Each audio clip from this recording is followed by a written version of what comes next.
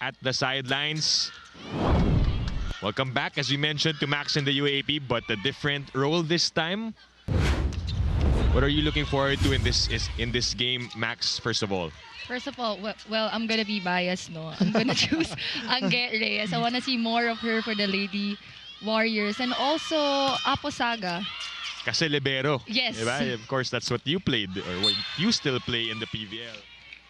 And then their last win there was against UP, which they also got a set against, by the way, to start this season 88. Oh, that's a nice play from Francis Morty as we get this report now from Althea Franco. At pinakamatalino, and that tall order will rest on the shoulders of their lone rookie setter, Pia Arasan. And Dip and Max, it's actually a fun game today because Pia came from the Adamson University, also a setter from her high school days. And when I asked her why she chose to go to UE, Pia said, "Dito ako mag-go." Well, you gotta expect more of that from Shaina Nitura. She has a lot of variations talaga. Oh, service ace from Abby Segi.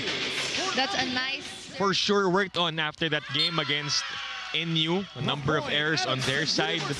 Yesterday in practice, they spent extra time working on their serves. And true to her name, Felicity, she carries happiness onto the court. Sabi niya sa akin, gusto ko today, may balik yung happy lang.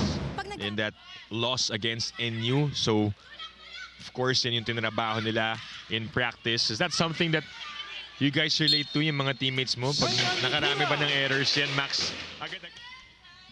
7-3. They go to Zamudio. That is dug by Nitura. Sagaysay sets up Mordi. Kept up. Sepada and Angge. Teaming up, and Zamudio scores. What an Rewarding her attack. teammates' efforts. Yep. So that's 3 in a row. Make that 4. After the service ace by Van Bangayan to tie it up at 7.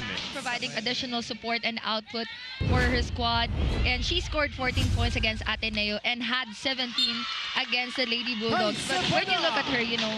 Heading into this game, so those two are the tandem for Adamson. Sagaysay tosses to Mordi. Bangayan got a touch, kept alive by UE. It's 8-all here in set 1. Mordi again. This time it works for Francis Mordi. I gotta commend the defense of blockers, yung mga plays or attacks. To the middle they go, and Angel Pepino scores. For sure, the middle blocker. And I'm sure they want to activate her more because Pepino only had 1 point in their last game, a couple in their opener. Meanwhile, Francis Mordi, which means more points possibly for her. Bangayan, that was saved by Sagaysay. Nitura will push. A simple one, but saying that UE knows they're not the tallest team. Pag ganyan, Max, your team is not the tallest. Where do you go to, or what's the game plan against a bigger team in Definitely Adamson? to play smart. Adamson Lady Falcons, knowing that Shaina is right in front of you. But first, before they execute their plays, they need a good first ball. Now with Adamson, Segi picked up by Bangayan. Sepada goes up. There's a check and a point for UE. Kai Sepada, very Sabi mo nga, consistent fire starter. Maybe can start a fire for the Lady Warriors here. Oh! Wow. Wow. It rarely happens. Ang dapat nakahiga ka na yun. No? Ready ka na eh. Right. 2-point lead for the Lady Falcons. And that's a point for Nogueras. And I love that. I love to see it. That's a good sign for Coach Jumbo. His players setting up their middles. Nitura flies. Saved. Sepada. Underhand to Zamudio. Dug by Aposaga. Nitura again. And this time it works. 15-13. Better first ball. Arasan back sets to Bangayan. Mordi on the other side. Reyes with a pickup.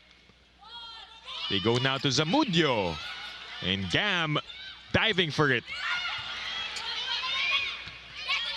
Sagaysay to Mordi. It drops. Francis Mordi. Amazing attack from Mort. Back inside the SM Mall of Asia Arena for the match between Adamson and UE. It's only a 3-point game here. Lady Warriors hoping to score, and they do so. Konti lang naman. Konting out lang naman. The UE has to be careful because Adamson might just pull away late here in the first set. Then they will start to do that with that block point in their last game, Max. Angge Reyes, has been the backbone of the Lady Warriors. Last season, she led the team. She led the league with a 4.5 digs per set, and against FEU. 5-point lead now for the Lady Falcons, and they are 5 points away from getting set 1. They go to Pepino at the middle, and 3 players chasing, but not ng Adamson. Nilipat ngayon kay Cepada. That is a block point. What a block again. Space for Adamson, and serving now is Faye Sagaysay. Kai wants it again. Ball slowed down. Cam underhand to Mordi. Reyes gets there. Cepada again blocked. But with Kai Cepada in front, you gotta expect na sa kanya din isa-set eh. So the coverage must be ready all the time for her. Adamson, by the way, already in set point, and that does it. Consecutive rejections